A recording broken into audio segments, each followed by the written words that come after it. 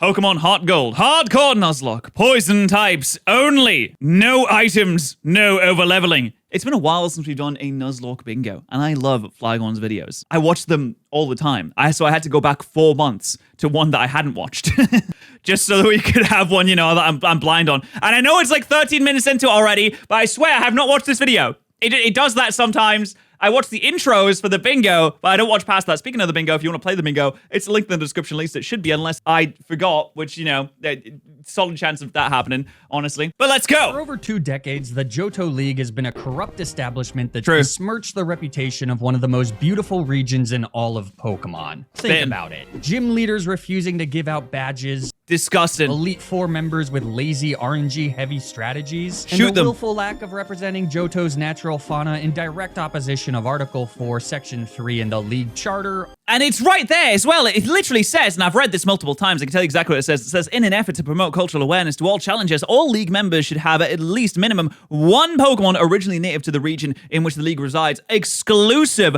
of Pokemon originally discovered in other regions. It's recommended that at least 50% of all League member teams consist of these Pokemon. League trainers should not have more than 2 of the same Pokemon, as this represents a distinct lack of the rich biodiversity that the League wishes to highlight. I don't know, guys, that sounds kind of woke. I think I should just, I just want to use 5 Miltanks. Charter, all spearheaded by a champion who devalues human life in favor of bloody vengeance. Now that, okay, I put my hands up. I'm actually on Lance's side there. I respect Lance for doing that. He should actually do more. They all think they can do whatever they want without any consequences. So it's all gotta go. Tear it all down, start over. Yeah, all right, so in the bingo, we have a lot of cool stuff in the bingo. We haven't done a Nuzlocke bingo in a while. We've got stuff like specific Pokemon winning boss battles, having 3 Pokemon die because it is a Nuzlocke, deathless gauntlet runs, deathless champions, battles the gym leader with the same amount of Pokemon. So you go into a gym leader battle that has 3 Pokemon with 3 Pokemon, something like that. We got red HP, but I'm not talking about the character red, I'm talking about the color.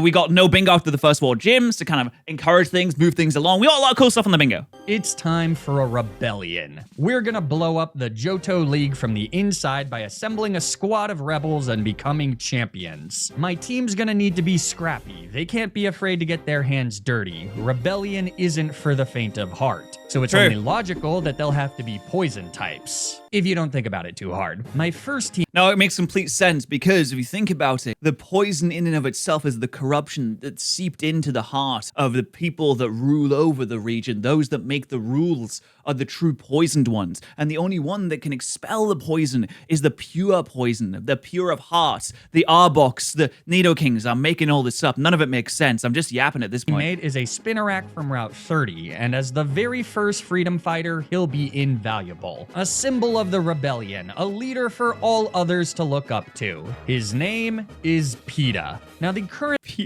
Hey, PETA. issue with PETA is that he is at level 2, and with a low base power Poison Sting as his only attacking move, anything that can fight back will be able to easily take him out, including even a level 2 Caterpie. What PETA needs... Yeah, it's not really an ideal start. At least I do know that Spinarak gets Nightshade. And at higher levels, if you still have Ariados at the higher levels, then yeah, I mean, that's going to be pretty sick. Needs is the Pokemon version. Oh, anything that says like Ariados or Arbok or like a specific Pokemon winning a battle, this also counts if the pre-evolution wins the battle. I'll also count the pre-evolution. Of a hapless potato sack that he can smack around without any risk of getting hit back. And why all those potatoes got Flygon and Sheet and a mustache thankfully, Metapods on Route 30 fill that role to a T. Of course, anytime I run into a Pokemon that isn't a Metapod, I'll need to run away before they kill us, which isn't exactly guaranteed given PETA's remarkably low speed stat. Frankly, oh God, imagine you have to restart a run because your Spinarak can run away from a Cappy. The odds of PETA getting killed before we find even a single Metapod are not in his favor. But with a little luck, we find the pod, PETA gets his very first kill, and he grows to level 3.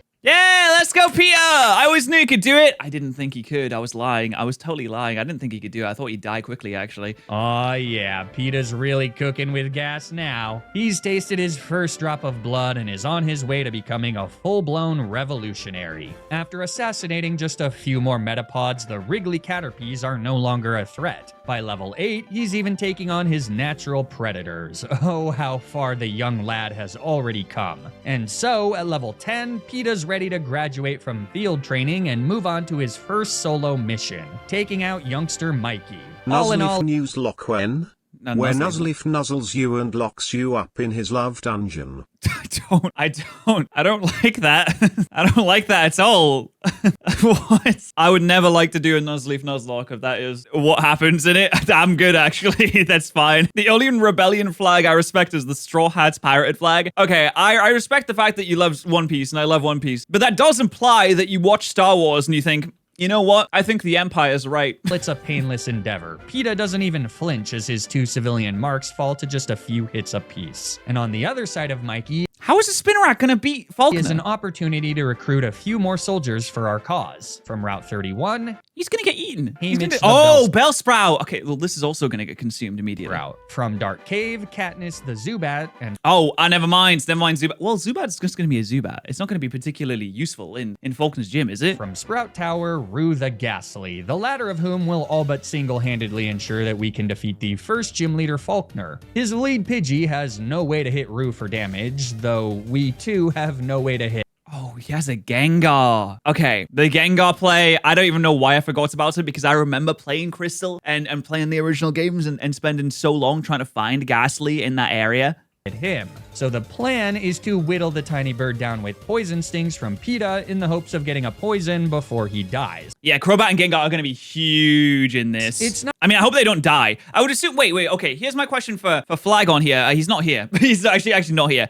If the Pokemon dies, are you allowed to recapture that same evolution line in a separate area, or are you banned from using that ever again? Because you could find Haunter, Ghastly, Gengar in different areas. So if it dies and then you're like, oh, well, I really need that Gengar, could you go and get another one? I would assume maybe not, actually. The best plan, since in theory, Poison Sting only has a 30% chance to poison, but in reality, I swear that's closer to like 80%. And if you ignore basic statistical analysis, that's indubitably supported by getting the poison on our very first hit. Ooh, Peter! Nice bloody start. So with that, I can switch to Rue. Oh my god, I can't believe I didn't mark off that middle spot yet. Of course I'm subscribed to Flygon HG. What kind of stupid idiot wouldn't be subscribed to Flygon HG? And spam Spite until PETA's toxins slowly and painfully drain the life from Pidgey's body until he's nothing more than a motionless pile of cartilage and feathers. Rebellion is not for the faint of heart. With Rue out at full HP against Faulkner's Pidgeot. Wait, oh,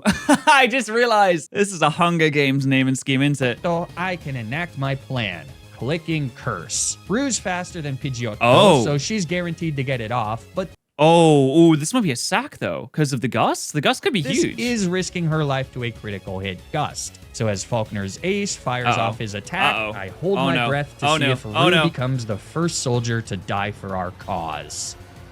But with 6 HP... Oh, all right, brilliant. No crate, brilliant, huge. That is red HP on the bingo board, though, and I believe it is also, we got poison as well because we poisoned the Pidgey. She lives. Huge. So from here, I can switch out to Katniss, and then it's just a matter of supplementing the curse damage with a few bites. I fear that we're in it for the long haul, as Pidgeotto goes for a roost, but with a critical hit, we bring our foe down into the red, and then Rue gets the last laugh as Curse knocks out Faulkner's ace and wins us the very first gym badge of our journey.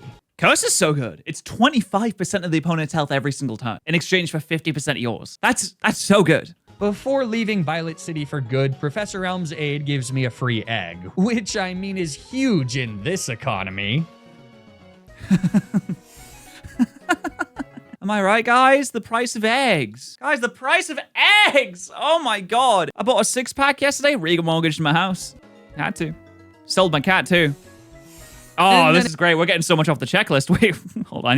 I want to read what else is on the bloody checklist. Fill the editor's food bowl and perfectly cook fish. Up to Azalea Town, where there's little to do besides take on Bugsy. Yet another Violet. Why is the edit in a dungeon? What do you mean, why is the edit in a dungeon? How else are they supposed to edit the videos? Of A4S3. Taking out his mighty Scyther will mostly be Katniss's responsibility. I mean, this should be easy. Quad resist bug? After eating a Leer, does solid damage with wing attack, but not wanting to eat an essentially never mind, not that much. quick attack, I make sure to switch to Rue. Scyther then sets up a focus energy, which means that she can rip a Nightshade that triggers our foe's Citrus Berry. But it has wing attack though. Oh, this could be risky. Wait, are we baiting the Fury car? Switch back into Zubat? And then Scyther uses U-turn, which despite being quad resisted, does 50 freaking %. Wow! That is huge! Before Kakuna comes in and tanks the Nightshade. This grants me a fairly safe That's fine though, because he's not got the focus energy anymore. switch back to Katniss, That's actually good. who shrugs off a poison sting and gets the KO with a wing attack, bringing Scyther back in.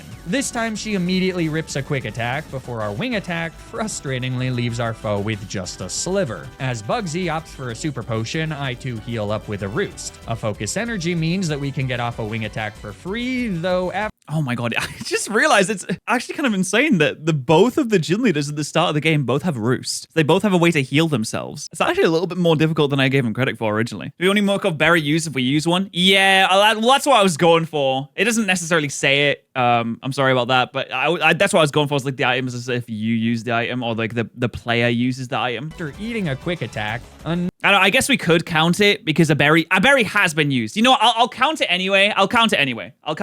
another hit once Because I didn't necessarily say it wasn't supposed to be like that. again leaves Scyther in the red. So now I could risk the critical hit, but I've seen far too many of those in my day, and it's way too early in the campaign to lose a soldier like Katniss. So instead, I switch back to Rue. No, Katniss is the main character. If Katniss dies, then what do we have left? This should hopefully bait U-turn, so I now bring Katniss back in, as Scyther plays ball and does indeed U-turn out into Metapod, Even for quad resistance, that is doing a lot of damage. letting us get back to nearly full HP via Roost before taking the KO with a wing attack and ensuring our victory. I wonder if he's just going to go full Crobat as soon as he gets a Golbat. That would be the smart thing to do, right? Just to get the most Because stats. Bugsy's huggable Unless there's a move that you really need to wait for. But honestly, I don't know if there is. ace comes out for the very last time, and all she can do is set up another focus energy before our wing attack finally takes the KO. Thanks to an incredible performance from Katniss, badge number 2 is ours. Man, I can't tell you how many times I've struggled through this Bugsy fight. And as fun as these challenges still are, even I need to change things up from time to time. Oh, wait, are we which gonna is get why it? I'm super excited Hold. about the sponsor of this video, Yes! Wildbound. Yes! Wildbound is an upcoming monster taming love RPG sponsor! with a modern open world Woo! approach that just launched their Kickstarter campaign. Look at that mushroom the thing! 6-person development team behind Wildbound has spared Six no person. expense. That is a really small team for a full-fledged And game. a lot of what I love about Pokemon is also featured here, like 200 unique wilds. Look 200 of them? that evolve Nah, into no stronger way. forms, and a strategic Okay, that's pretty sick. turn-based combat system centered around 18 elements with their own intricate interactions. Oh my God, But that it's the attack differences animation. that make Wildbound special and are what excite me the most. Like how the player collects DNA from fallen wilds and reanimates them to fight in battle, which is What? thematically perfect for the game's Okay, that's built-in kinda sick. hardcore Nuzlocke. Listen, I'm a big fan of like undead lich kind of themes in RPGs. So resurrecting something from the dead's right up my alley. Challenge mode that also features universal level scaling as you progress Listen, if an RPG has like a necromancer or a summoner class or a way to play it like that, that's how I play. I love to make minions do through everything. both the main quest line and countless rich side stories. Wildbound also has unique replayability, as players can choose to start in any one of Avium's 4 regions that all unlock distinct 4? wild storylines Nah, you're and pulling me leg. challenges. Wildbound is planning to launch on Steam, Xbox Series X and S, PS5, and the Switch 2, all with Wow. seamless multiplayer. But in order to do so, they need our help.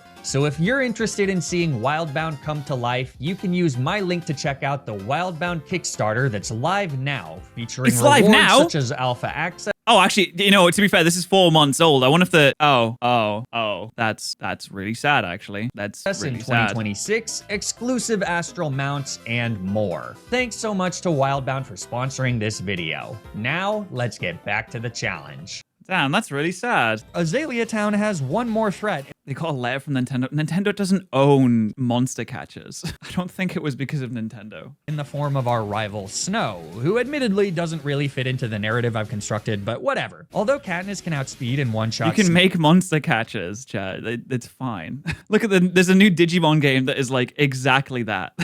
Snow's And lead it's Ghastly fine. with a bite. The rest of his team is excruciatingly painful to deal with, especially since half of my squad is weak to fire type attacks from his Quilava. Unfortunately, Snow seems to favor spamming Smokescreen over doing damage with Ember, though that obviously comes with its own frustrations. Nevertheless, I make a slight gamble by having Rue fire off another curse, so after a switch back to Katniss, Quilava goes down without too much of an issue. That just leaves Snow with his own And Zubat. that curse did like over 25% damage there. That was a lot. And since we have Wing Attack while he does not, you'd think this would be pretty straightforward, but Quilava was able to get off a Smokescreen on Katniss before going down, and as a result, we miss our first Wing Attack, letting Ooh, Zubat tough. connect with a 55% accurate Supersonic, which has a strong case for the most irritating move in the entire damn game. So what happens next is 4 full minutes of switching around and attempting to get off damage before Zubat, without fail, connects with Supersonic after Supersonic. And Damn, it's a 55% chance to land that a move. critical hit bite.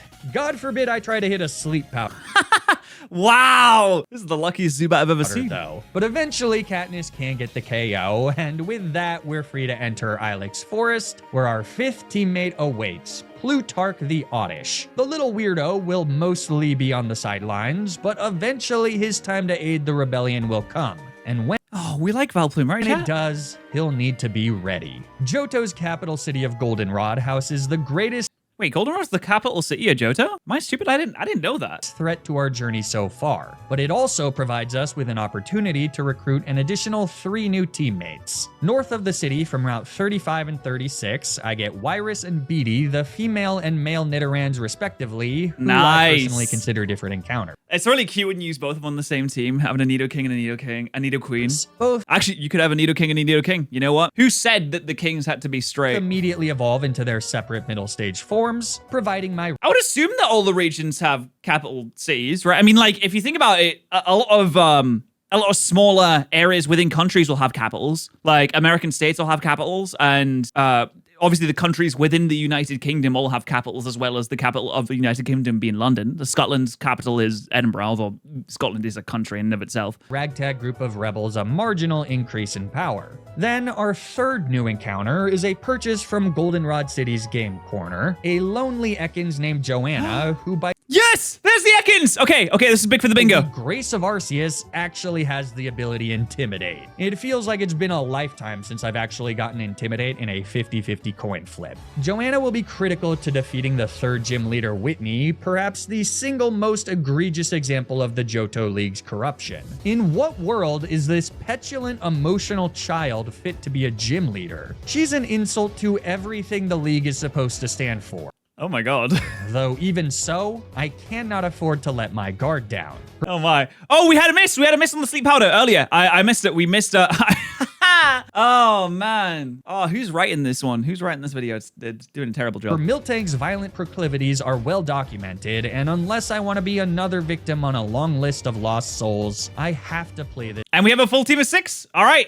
Boom. Mocked off on the bingo as well. smart. First is Whitney's Clefairy, so I lead with Beatty, hoping to get a quick 2-hit KO with super effective double kicks. But before an attack even goes off, I realize that I've made a mistake. Since double kick hits twice, that means that there's a second chance to trigger Clefairy's cute charm, Nah, that won't happen. I think he's used up all the bad luck on that which Zubat would fight. leave Beatty infatuated and likely immobilized. So much for playing smart. To get around this, I decide to first Nah, hit you'll be all right. Clefairy with a leer as she rolls the dice via metronome and comes up short with a swallow. On the following turn, Beatty rips a double kick, so you're telling me Clefairy went, uh-oh, gulp.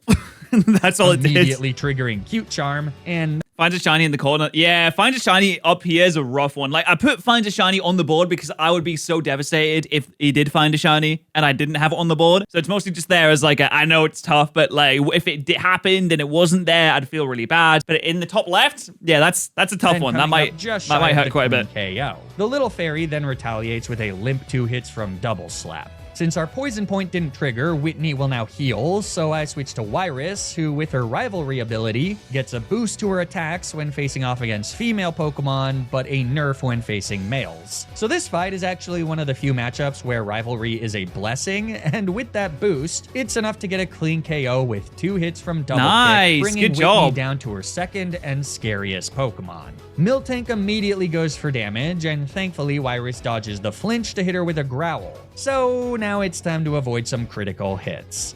Oh, we did also miss Confusion. That's true. We did miss Confusion before. I need to mark that off as well. Hoping that it'll bait Miltank into going for Attract, which would grant a safe switch to Joanna to get off and Intimidate. Sadly, it doesn't work, but... Let's go, Joanna! Come on, win the fight. That's on the bingo spot if he wins the Joanna fight. successfully dodges 2 critical hits to get off a Screech, Huge. thereby dropping Miltank's defenses by 2 full stages. Good job. This is already huge, but I decide to press my luck just a little bit more. Oh, no. Joanna eats yet another critical hitless stomp, and by dodging another flinch, she can nail Miltank with a second zoom lens boosted Screech. Great performance, Joanna. Now it's time to bring... He's got the zoom lens to make sure it doesn't miss. Oh, you know, I respect it. Sometimes you gotta go all the way. Zoom lens increase in accuracy because, of course, Screech has low accuracy. Because, you know, you can dodge sound waves quite easily, actually. back in. Even at -2, Stomp is doing a solid chunk of damage. But as long as Miltank doesn't get a critical hit... Oh my god, don't say that!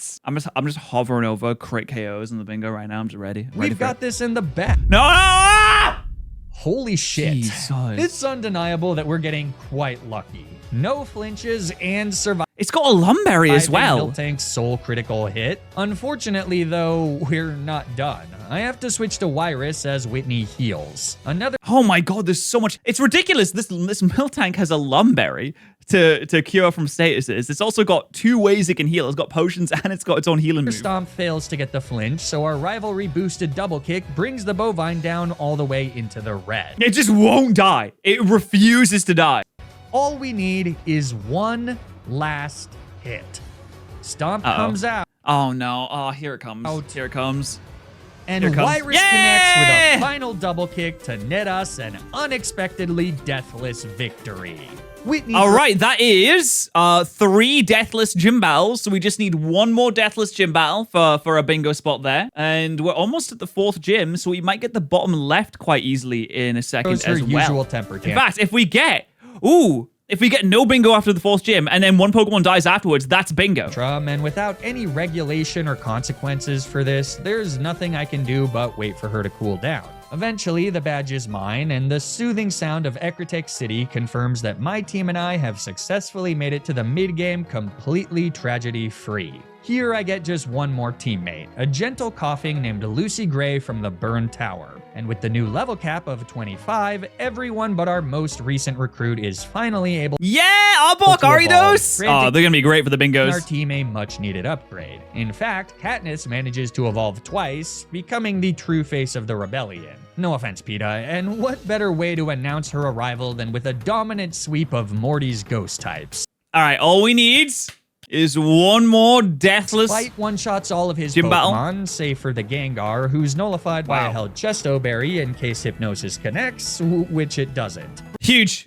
Okay. It had the Chesto Berry, so it was no problem. A Citrus Berry means that Morty's ace actually survives a second bite, but since he merely wastes a turn going for Mean Look, 2 more bites post-Hyper Potion result in a damageless victory. Oh, not only was it deathless, it was bloody damageless as well. All right, no bingo after the first 4 gyms, but we also got 4 deathless gym battles as well. Very, very good. Very good indeed. Well, I guess it's not completely damageless.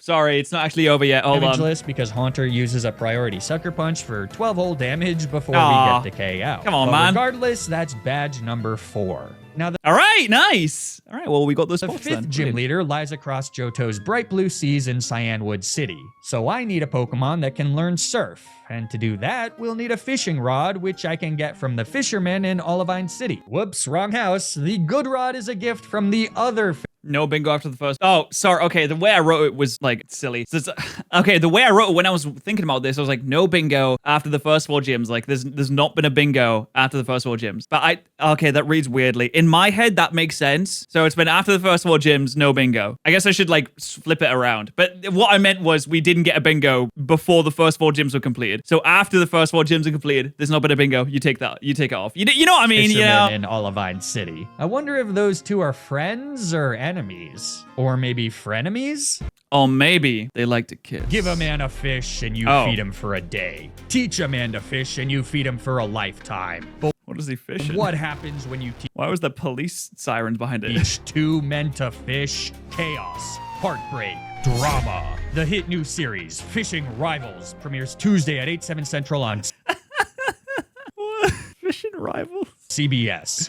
I would watch this because you know it's gonna be like those over dramatized American TV shows. Where it's like, well, I caught the biggest tuna that he's ever seen, but he denied me. He denied me my tuna, and now we're rivals forever.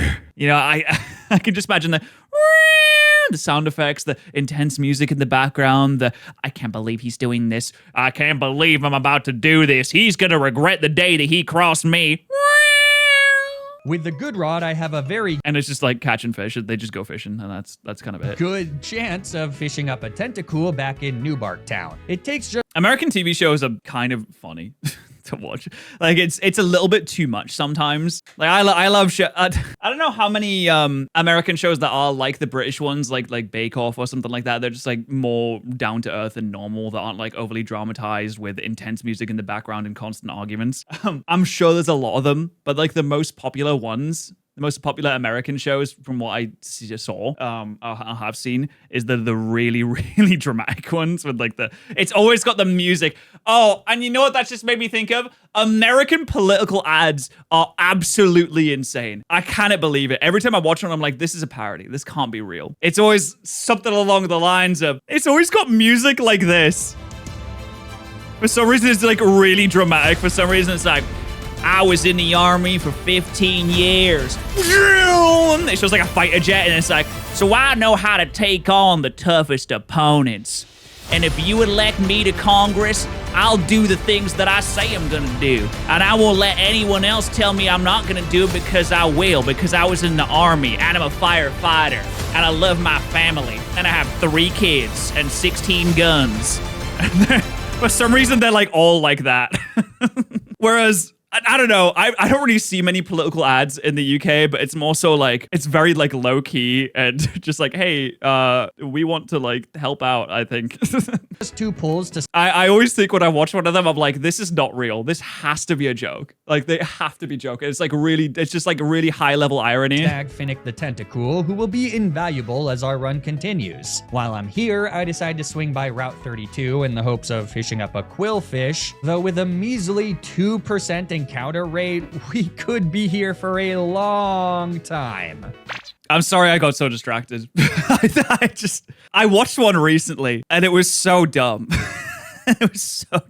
Okay, I just watched swear this one. footage is- Patterrz for president. No, don't elect me. That's not supposed to make you want to elect someone. It's dumb. It's like a comedy show. Why? No, it's silly. It doesn't make any sense. It's so dumb. That's supposed to make you kind of disgusted in a way. You know, a little bit put off. The vibes are bad. You're not supposed to vote for someone like that. completely unedited. I can't believe that happened. Remember training PETA against all those metapods? Yeah, those guys had a 10% encounter rate, and it literally took me 23 attempts to find the first one. So Wow. This is like a massive time saver. Welcome to the Resistance, Maisley. A modest nature isn't exactly ideal for what's ostensibly a physical attacker, but Maisley more than makes up for it with her own unique je ne sais quoi. Aw.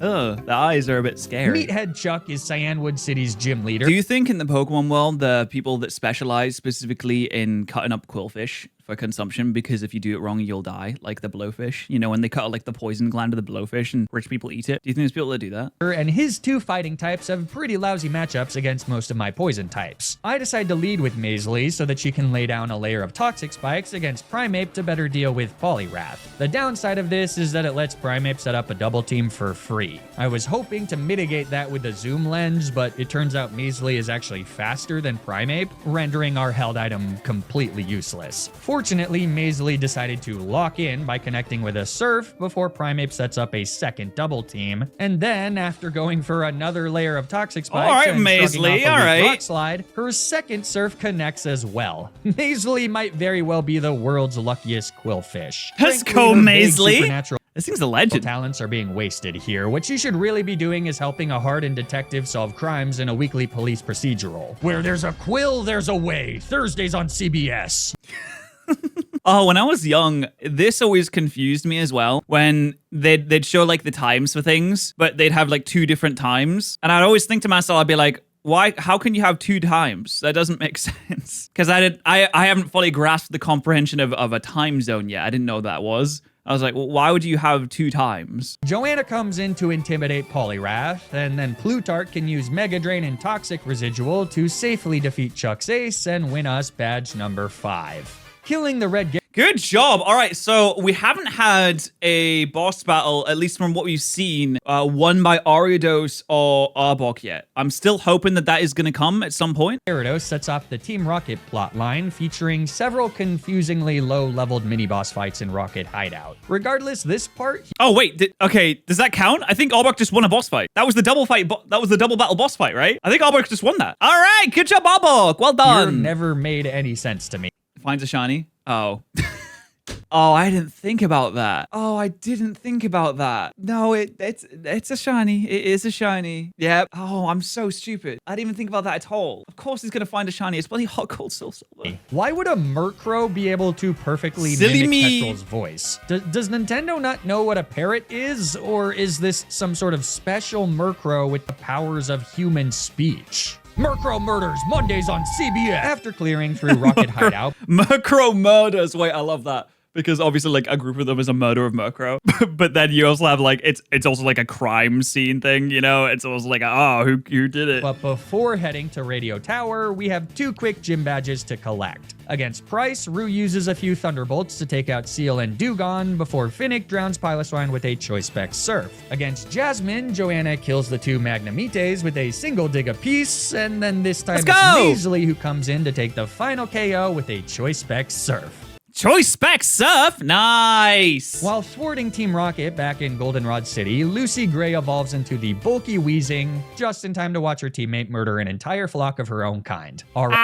She didn't see it. It's Rival fine. Snow remains a relentless presence on our quest, but continually proves to be nothing more than a nuisance. Confusions from Golbat, paralysis, and confusions from Oh, wait, Paralysis mocked off in the bingos as well. Paralysis, we got it. Curses from Haunter. He's a cool guy. This is really fun. It isn't long until we've made it to the fight against Team Rocket's new leader, Archer, and like Giovanni before him, he's easily dispatched by a halfway decent water type. 3 surfs from Maisley, and Team Rocket has been roundly defeated. So now we can head Good job, Maisley. This thing's doing so back good. to Blackthorn City, where Johto's other petulant gym leader awaits. As usual, Claire's Kingdra is the main threat, with her sniper ability ensuring that 1 critical hit will be all it takes to get the clean KO. Against Gyarados, I have Maisley set up 2 layers of Toxic Spikes before switching into Rue on a Dragon Rage. T-Bolt. Oh, but it doesn't have a lot of HP there. I'm surprised he doesn't have the trade evolutions turned off. You know, usually that's a thing where you turn off trade evolutions. But I guess not today. And then get the quick kill with a Thunderbolt, bringing in the first of Claire's Dragonaires. Wait, that rhymes. Is that why her name is Claire? Anyways, I'm hoping that an Ice Beam from Because so she has Dragonair?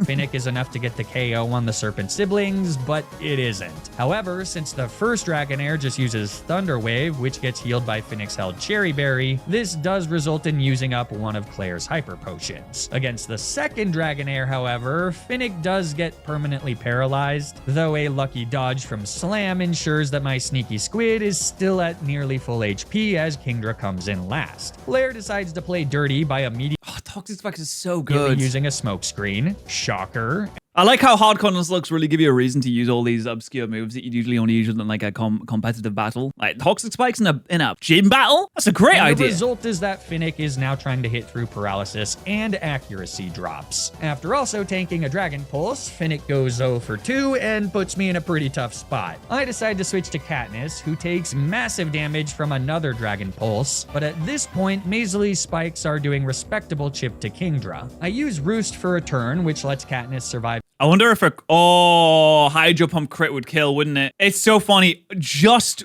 1 kill needs to happen for bingo. Just a single kill. I'm honestly surprised that hasn't happened yet. A critical hitless Hydro Pump as the Toxic Residual now brings Kingdra into the yellow, triggering her held Citrus Berry. So on the next turn, Katniss takes flight. The hope is that 1 last turn of toxic damage is enough to bring our foe into range of a KO. But before that, I gaze up at the symbol of our rebellion, free amidst the clouds. For but a moment, there's a beautiful stillness to the world. And it's this Oh no, is she gonna miss? This moment, Katniss soaring through the sky, this is the moment worth remembering, not what happens next. Oh, what? No! No! Katniss gave no. everything she could. No. And though it wasn't enough to save her life, it was enough to get us the victory. The She 8th sacrificed gym badge is ours. herself valiantly to get us Number Wang, aka Bingo. Oh God, it feels wrong to celebrate on this. It feels wrong to be celebrating and be like, oh guys, we got Bingo, wow, because Katniss is dead. That's a heartbreaker, an absolute heartbreaker. What a shame. What an absolute shame. Thank you very much to Sean, Eric, Bear, and Lizzie for the support there. And of course, now we have to pay our respects, quite sadly, to Katniss, the Crobat. And through Katniss's sacrifice, the rebellion is on its way to the Pokemon League. Soon we'll all be flying through the clouds, free from the shackles of tyranny, and we'll have Katniss to thank for it. But before Sad. Incredibly we're generous. facing off against of the everyone Elite here Four, today. we have another challenge, proving our worth to the Kimono Girls of Ecruteak City. And as we stand now, my team is not prepared for the onslaught of all 5 evolutions that's coming our way. No, we need to power up. I'll be all right. Specifically, I have 4 teammates that need evolution stones to be at their full potential. But in order to get them, we need to enter the Pokeathlon. And oh boy, if you thought the corruption of the Johto League was bad, the insidious practices of the Pokeathlon make Lance look like Mr. Rogers. Referees paid off to reward arbitrary points, 0 safety measures across every event, a complete disregard for concussion protocols. I haven't seen Is that Onyx just absolutely clobbered a Weeping this Bell? level of disregard for the general well-being of athletes since, well, the entire history of the NFL. It's no wonder that my team can't win the stamina course. The odds are stacked against us at every turn. But even in failure, we can still slowly accrue our share of points. And with enough patience, I can get the 2 leaf stones needed to evolve Plutarch and Haymitch, as well as the 2 moonstones needed to evolve I wonder how much grinding it takes you to get 4 evolution stones. Wyrus and Beatty. So now we've got more than enough All right, hey! They got Nidoqueen and Nidoqueen on the team at the same time. That makes me happy. That should have been a bingo spot, actually. I can't believe I forgot that. power to handle the Kimono Sister. Well, I didn't forget it. I just didn't put it on. Hopefully. I'm leading with Peta. Remember him? Because he's our answer to now Do Kimono Girls count as a boss battle? You know what? I think they do. I actually think they do count as a boss battle. All right, if Ariados wins this boss battle, that's a bingo spot. goes Speedy Espeon, but first is Zuki's Umbreon. All right, never mind. Swapped out. Oh, it's so it leads against the Espeon. Okay, that makes Speedy sense. can nail him with an Earth Power, but a critical hit Dark Pulse forces me to switch to Haymitch, who ultimately gets the KO. So second is the Psychic spamming Espeon, and my only chance here is to kill him with Peta's priority Sucker Punches. Oh, can he do it? Of course, 1 isn't enough for the KO, which is why the Rebellion's inaugural member is holding a Pataya Berry. A critical hit would have still easily gotten the kill, but Peta lives to see another my day God, that's as so his strong. second Sucker Punch knocks Yeah, well done. Okay, that's I'm surprised. I don't think Ariados is going to do anything, and yet yes, out it does. Espeon. Third is Flareon, who is simply one-shot by a Surf from Finnick, and fourth is Jolteon, who is completely walled by Wyrus. It seems our queen couldn't care less about Seiyu's double teams. The final Kimono sister is Kuni, whose Vaporeon can be a pretty tough nut to crack. His Surfs hit really hard, and access to Aurora Beam makes grass types generally unreliable, but thankfully Finnick can wall her and rip a few poison jabs to win us the battle. As a result, the sisters have deemed me worthy of meeting Johto's great protector Ho-Oh atop Bell Tower. 2 Surfs from Finnick are enough for the KO, and all we gotta do There is you go, take you a ain't no tiny poison type. sacred fire. Oh, Oh, that's me risking Finnick to a critical hit for no reason. Well, never punished. After one last showdown with Snow, which is yet again... okay. Wait, is this a gym battle? Oh, it's not. Battles with gym leader with the same amount of Pokemon. It's not a gym battle though, wildly unfortunately. underwhelming. Although to be fair, this could still apply to Kanto, because if he goes to Kanto and he has 6 Pokemon, are there any Kanto gym leaders with 6 Pokemon? There might be. We've made it to the Indigo Plateau. Yeah, crits double All damage that's in this game. They nerfed crit in generation, what was it, 6? They nerfed crit in generation 6, and then they nerfed like the chance of getting a crit. left to do is dethrone Lance and rebuild Oh yeah, Blue has 6 Pokemon. So if he goes into that battle with 6 Pokemon, then we get that spot. the league from the ground up. It'll take my 6 strongest rebels: Maisley the Quillfish, Rue the Haunter, Lucy Gray the Weezing, Finnick the Tentacruel, Wyrus the Nidoqueen, and Beatty the Nidoking. Sadly, this means no PETA, but the boy has a future role to play, and we can't risk his death so close to the end. Even so, think of how far we've come. Blue is gym leader. He's the last gym leader of the game, actually. Since Route 30. From struggling to defeat level 2 Pidgeys all the way to now facing off against the strongest trainers in Johto. In a way, this all began with PETA, his will to survive. And without that early hard work, our rebellion would have never left Cherry Grove City. So for PETA, and of course for Katniss, let's do this. For Katniss. Will is our first mark, and without a way to stop Rue's Shadow Balls, victory is ours in 5 turns. Jesus. He doesn't even need a Gengar. It's so funny. It just swept so easily and don't convincingly. understand why he has 2 Zatus and 0 Giraffarigs, but I'm not. Oh, Girafarig would make so much sense. It's a normal type 2, which is immune to, and it's not like Girafarig is too strong. It's normal, it's immune to Ghost, to be the perfect counter to Ghost types, and it's a freaking Gen 2 Pokemon. Why don't you have it? Why did they ruin? Well, not ruin, I guess just completely mess up on all of the important people's teams in this generation. I don't know what they were thinking. Not a member of the Elite Four. Or am I? Koga is second, Oh. and though the hell? status spreading ninja is normally a pain to deal with, he just really can't do much damage here. BD can one-shot Ariados, Venomoth, and Fortress with a flamethrower apiece. Lucy Gray walls Crobat and hits 2 Thunderbolts through a few double teams for a shockingly simple KO. Last one is Muck, and since he doesn't use Minimize, do you just get the extra Thunderbolt TMs by grinding on the, what is it, Voltorb Flip? Can you get Thunderbolt through Voltorb Flip? on the switch to BD, maybe for the first time ever, we can get the kill with a single Earthquake to defeat the second member of the Elite Four. Bruno is third and largely sinless when it comes to the league's heinous evasion and status spam. The Beefcake prefers to just use brute force, and I'm happy to meet him where he's at. Let the record state that I've typed meat in the script as M-E-A-T. Okay, so it's important to bring attention to that. Also, wow, that is a long Because I script. called Bruno a Wait, does that mean we get a spoiler of what happens next? Oh my god, we get to see what happens. I can predict the future, chat. I know exactly what's gonna happen next. He's gonna call Hitmontop Hitmonflop. I have to meet in I don't know why. I just feel like he's gonna the say script that. as M-E-A-T because I called Bruno a beefcake. I might be the best to ever do it. Hitmontop eats an Earth Power before heading underground for a dig, which is possibly the worst place to be during an earthquake. More like Hitmonflop. Seriously, I'm the best to ever do it. How did I know that, chat? How did I know that? Sometimes I just know things. And when I know things, they call me the Noah. Sometimes. And sometimes I don't know things. brings in Onyx, so another Earth Power is another easy kill. Third is Hitmonchan, and since he has Ice Punch, I ignore it and stay in to rip Earthquake number 2. It's not enough for the KO, but the king can easily tank an Ice Punch without a problem. He's not gonna get freezed. So once a few Frozen. more Earthquakes Freezed? post full restore take out Hitmonchan, Bruno brings in Hitmonlee, and he has significantly less defense than his punchy brother, which means yet another Earthquake brings our foe down to his final Pokemon.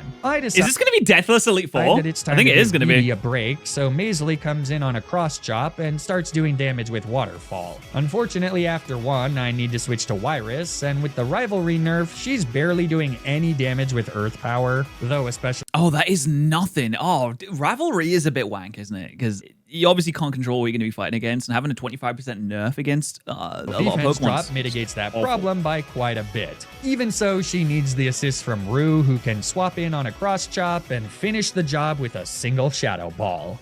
The Who needs Gengar? final Not member this of the guy. Elite Four is Karen. Normally, her Houndoom is really tricky, but Finnick serves as an excellent counter thanks to his high speed and exceptional special bulk. Instead, the main issue is Karen's Umbreon, who, like with 90% of the enemy trainers in this game, just loves abusing evasion strategies. BD is my strongest attacker, so I was hoping to tear through Umbreon with 2 Earthquakes while he wastes time using a Confuse Ray that would trigger our held Person Berry. But Earthquake is clearly not a 2-hit KO, and Oh my god, this thing, you're 6 levels above it as well, which is ridiculous. The levels aren't ridiculous. The fact that it did so little damage when you're 6 levels above it and its stab is ridiculous. Umbreon goes for a double team. I guess Nidoking isn't necessarily the strongest Pokemon in the world, though. Instead of a Confuse Ray. I decide to switch to Ice Beam here, since another Earthquake would simply cause Karen to use one of her full restores. Unfortunately, BD fails to lock in, and by missing 2 Ice Beams in a row, Umbreon Oh, that's tough. And it's only one double team as well. free to hit us with 2 Confuse Rays. So not wanting BD to hurt himself in confusion, I switch to Wyrus on a feint attack. She at the very least connects with a Limp Earth power before Umbreon sets up Wow, that really did nothing. a second double team. So now no. all I need to do is connect with one more Earthquake. Frustratingly, we come in on a Confuse Ray, Oh my god. Oh, so no. I have to switch back out into Wyrus on a payback. I decide to spend a turn using Toxic Spikes to Yeah, why not? You might as well. hopefully bait a Confuse Ray on Wyrus, but Umbreon doesn't take the bait, opting instead for another payback. So now a switch back to BD sees him eating a soft feint attack, which finally gives him a chance to rip an Earthquake. That And? misses and lets Umbreon connect with yet another Ah, this would actually boil my piss. I'd be so Do you annoyed. see why the Johto League's gotta go? This is madness. Yeah, we should kill them all. We should beat them with a I hammer. switched to Wyrus on a feint attack, and then back to BD on another feint attack, but that triggers our poison point, which in most circumstances is great, but in he's this gonna one heal now. is terrible because the damage brings Umbreon into the red and causes Karen to heal with a full dear. restore. We are completely back to square one because BD then also misses another Earthquake. Oh, it's a At heartbreaker. this point, I'm starting to lose it. I'm letting my frustration get the better of me, and that is no way to win a Nuzlocke Fair or enough. lead a rebellion.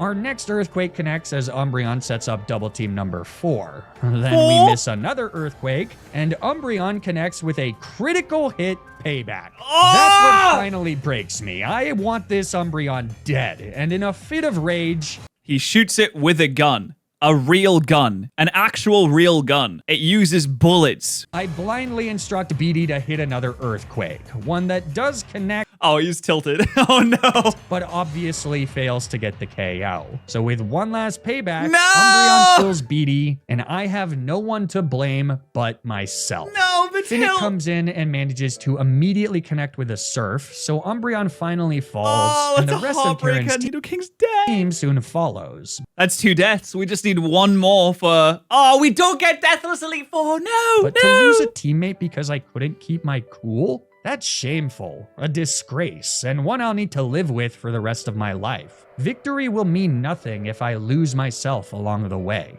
You deserved so much better, BD. Rest in peace. I've now got 5 teammates left to That is a heartbreaker. Oh, at least we can still get 3 Deal with Pokemon die. Lance's- And 2 Pokemon die in one battle. 6 flying types. That might actually happen in the red fight, to be honest. We can either get Deathless Red or we get 2 Pokemon die in one battle. But we can get Deathless And Lance if they here. all want to make it out of this in one piece, we're gonna need to get lucky. The good news is that Rue can immediately one-shot Gyarados with a Thunderbolt to even up the numbers. She also baits out Aerodactyl, the only one of Lance's Pokemon that Finnick doesn't outspeed. So instead, our answer is Little Lucky Maisley, who's holding a choice scarf. As she comes in, she tanks a soft crunch. But then my heart sinks as Aerodactyl lands the defense Oh, drop, nightmare. suddenly all but ensuring my sweet Sardine's demise. The only thing that can save her now is a critical hit or a flinch from Waterfall. Oh, go on. Go on. Go on, But please. she doesn't get either, No. so Aerodactyl's super effective Thunderfang is No. a guaranteed kill. Like her namesake, Maisley never No!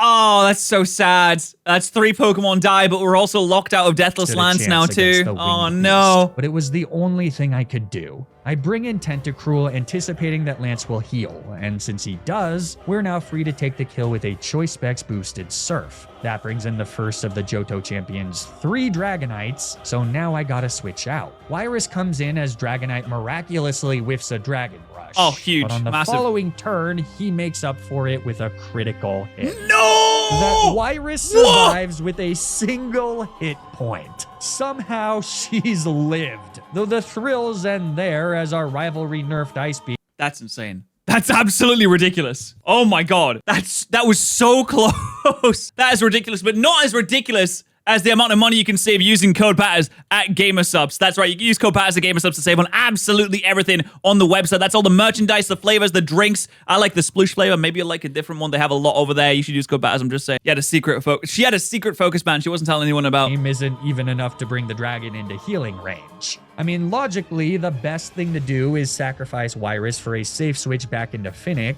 but I don't want to do it.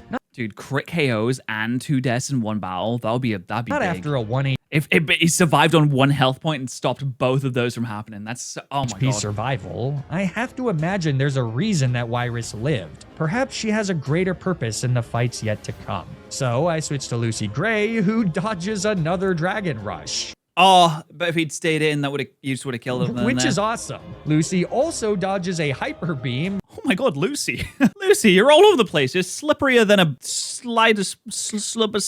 soap. Which is decidedly less awesome, because that would have granted us a safe switch to Finnick on the following turn. Now, the idea here was to hit Dragonite with a Flamethrower to bring him into healing range and provide Finnick with a safe switch that way, but Flamethrower does way less damage than I thought. I think that's still healing range. I'm pretty sure healing range starts at... Oh, wait, maybe it's not. Maybe it needs like a couple more chips. A couple more points would have done it. So I now just have to hard switch Finnick in on what ends up being another Hyper Beam that this time does connect. At least it's not Dragon Rage. With our phenomenal Rush. special defense, we shrug off the hit, and then Choice Specs boosted Ice Beams rip through not just this Dragonite, but his 2 siblings as well. Huge. That's all you need is... Leaving Lance with one last Pokemon, Charizard.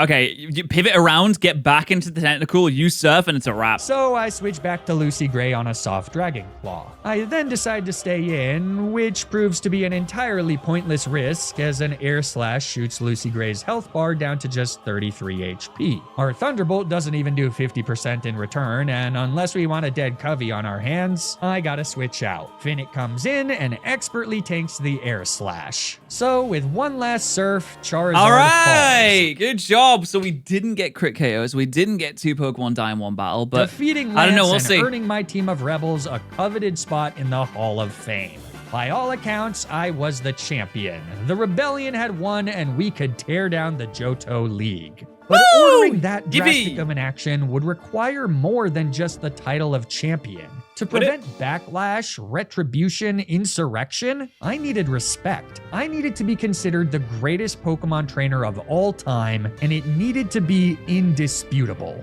The dictatorship can't exist if the people don't believe that you hold the power, after all. Only way to do that is to beat Pokemon Trainer Red, which means that we need to beat the 8 gym leaders of Kanto. Fortunately, with our fairly robust type coverage, all but 3 of them are extremely straightforward. Janine, despite also sporting poison types, is a bit tricky since her Venomoth and her 2 Ariadoses all know Psychic. One could argue that spending a few minutes to get a Psychic spamming Venomoth of my own would make this fight easier, but I don't want to do that. Anyways, Finnick actually naturally outspeeds her lead Crobat, so 2 Ice Beams are enough to get the quick KO at the expense of a defense drop from Screech. Finnick has been absolutely fantastic here. The first area I wonder what Ariados's big master plan is. Is it gonna die against Red? comes out next, and I was worried that she'd use a Psychic to trigger our held Pattaya Berry, which is my strategy for the far scarier Venomoth, but because of the Screech, Ariados instead opts for a Poison Jab, which does do a shocking amount of damage before we can get the KO on the following turn.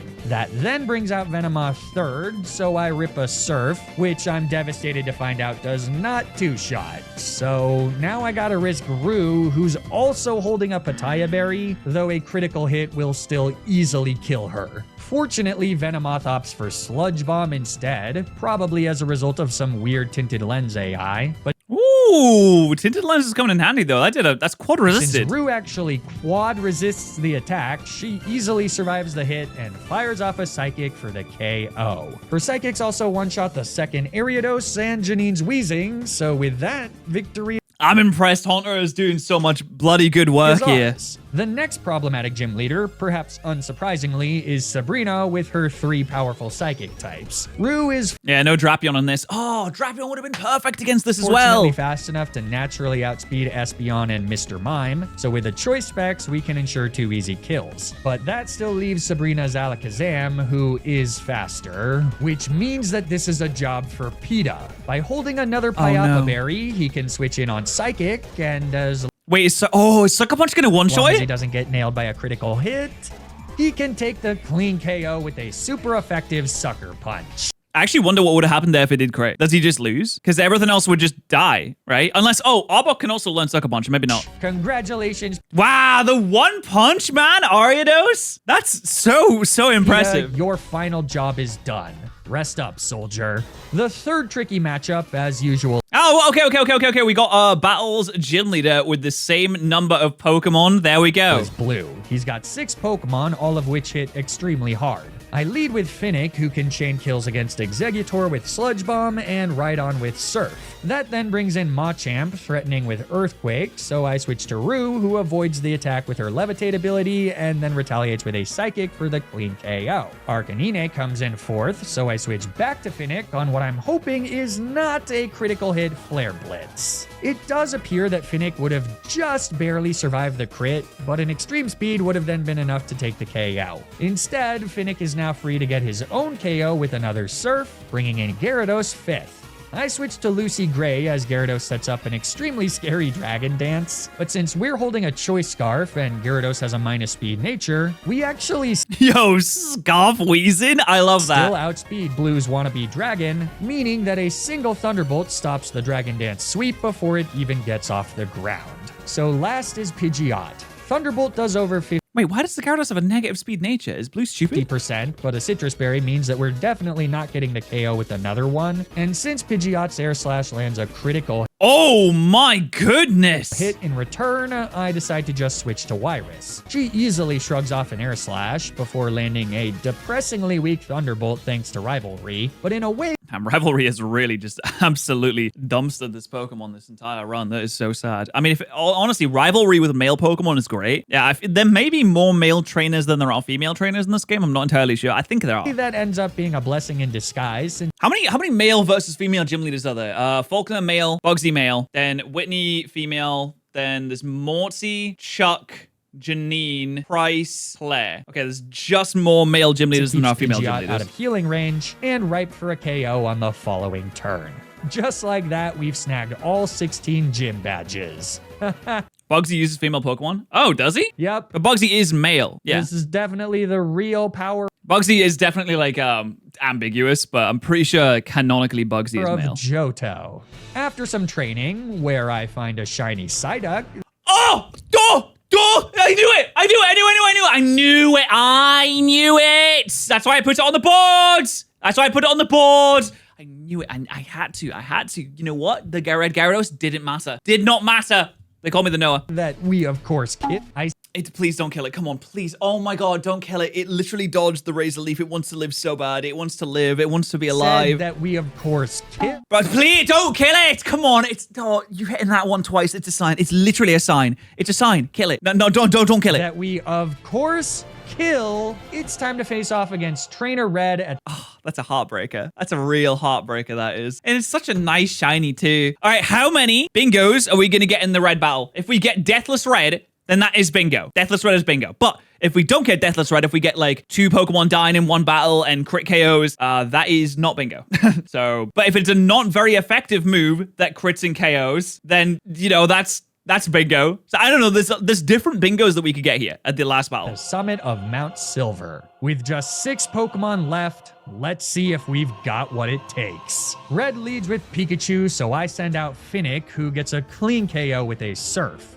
Okay. All right, good start. Good start for Deathless Red. This brings in Lapra, who knows Psychic, but Finnick is bulky enough to survive a hit, so I stay in and nail our foe with a Sludge Bomb for solid damage before Wow, that didn't do much at all. Psychic hacks away a chunk of our HP. Then I switch to Haymitch, who's been largely absent from this video, but a consistent teammate nonetheless. A Pyapa Berry, the run's quintessential item apparently, ensures that he survives a Psychic and How do you get Pyapa can berries? take the second KO of the fight with a super effective Leaf Blade. That Nice. Wow. I'm surprised it even did that much damage, to be In honest. Charizard, so Finnick again takes the field. An Air Slash hits hard, but our Surf hits much harder, forcing Red down to his final 3 Pokemon. Nice. All right, Deathless Red is looking good. That would be a bingo. I'm getting the gifted ready. Snorlax is by far the bulkiest and scariest of his remaining teammates. I switch to Lucy Gray on a crunch that results in another defense drop. Nevertheless, I decide to stay in and trade off attacks. Though despite our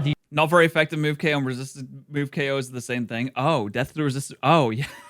Oh, I didn't even realize I put them down. That's so funny. None of us realized the whole time. It was just the same thing there. All right. Well, we are at the end of the video. I can't really change it now. So I guess that's just 2 bingo spots if that happens. defense drop, Snorlax appears to still see more damage with Blizzard.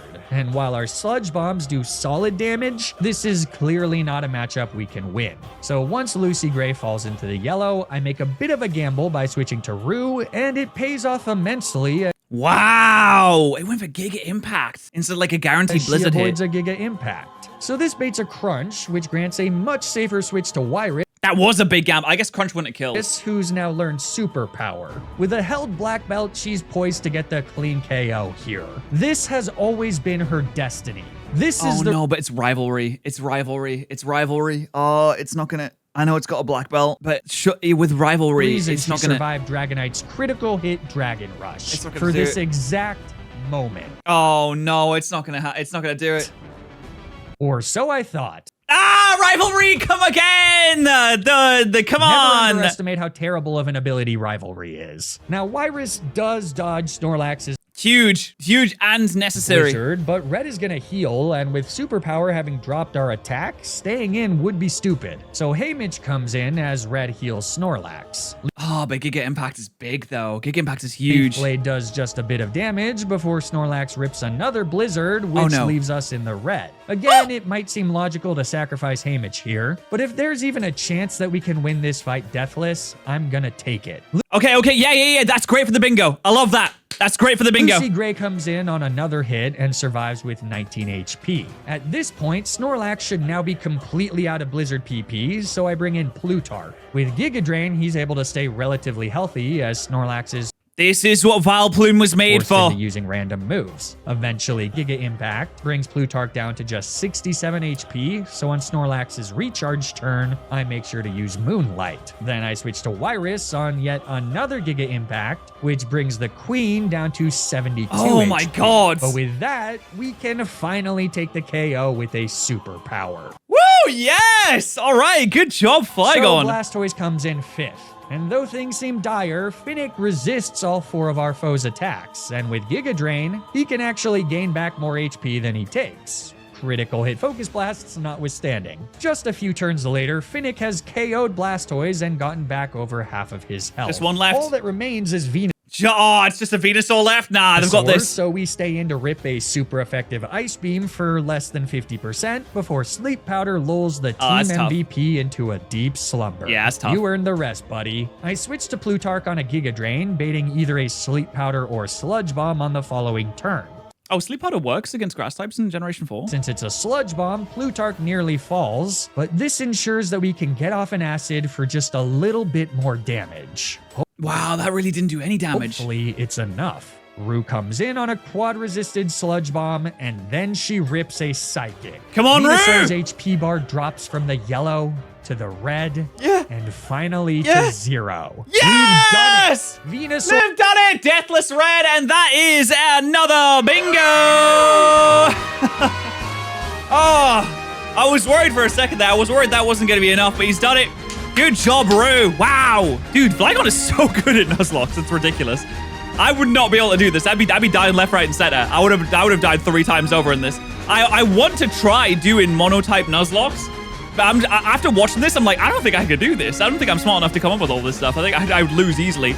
But thank you so much, Lizzie, for the gifted membership. Thank you, Eric, for the gifted membership. It's always important. It's always incredibly important to thank your gifters every time you see them, because they are what keeps the bingo going. And thank you, Bear, for the gifted memberships as well. Thank you very much indeed. They are very, very important. The bingo would not exist without them. But wow, what a... Falls, winning us not What just a- the what a battle run. against Red, but the entire run. Now, what's the... And Okay, now what's the that- epilogue? How does Johto end up after this The revolution? rebellion is over. Now that victory is ours, the real work begins. For Katniss, for Beedie, and for Maisley, it's now up to us to change things for the better. As always, thank you all for watching. If you enjoyed this video, be sure to leave a like and subscribe to the That was channel. great. Or don't, I don't know, but stay tuned for more Nuzlocke That was great. videos. I love And these until Nuzlockes. then, remember to always Always. play around the critical hit. Always. It's very important. All right, brilliant. Thank you so much, Flygon, for another fantastic video.